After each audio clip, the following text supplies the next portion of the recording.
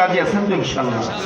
শীতের রজনীতে কষ্ট হবে নামাজ পড়তে, ঠান্ডা পানিতে ওযু করা বড় কষ্ট, কিন্তু যার দিলের ভিতরে এই ভয় আছে একদিন আমাকে আল্লাহর আদালতে দাঁড়াইতে হবে, আমার জীবনের হিসাব আল্লাহর কাছে দিতে হবে, পাই চুপাই হিসেব আল্লাহর সামনে দেওয়া লাগবে, এই ভয় যার ভিতরে আছে তার দ্বারা কিন্তু এই ঠান্ডা পানি দিয়ে ওযু করা কোনো কষ্ট না, নামাজ পড়া কোনো কষ্ট না, আরো খুশি লাগে, খুশি।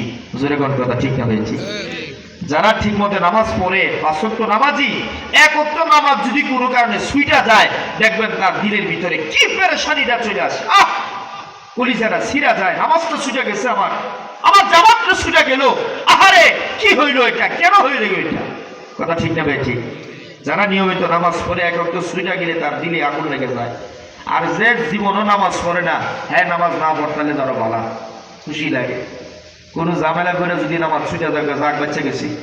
হ্যাঁ মুসলমান বাজানের আমার বান্দার কাজ হলো চেষ্টা করা পৌঁছানোর, মানে কেমন আল্লাহ ওই বান্দা যখন চেষ্টা ফিকির করছে, দিলের ভিতরে তামান্না জাগছে আমি ভালো হয়ে যাব, তওবা করব, শুধুমাত্র এতটুকু জজবা যখন তার দিলের ভিতরে পয়দা করছে, আমার আল্লাহ পাক নিজ জিম্মাদারিতে তার জন্য রাস্তা খুলে দিয়েছেন। সুবহানাল্লাহ বলুন।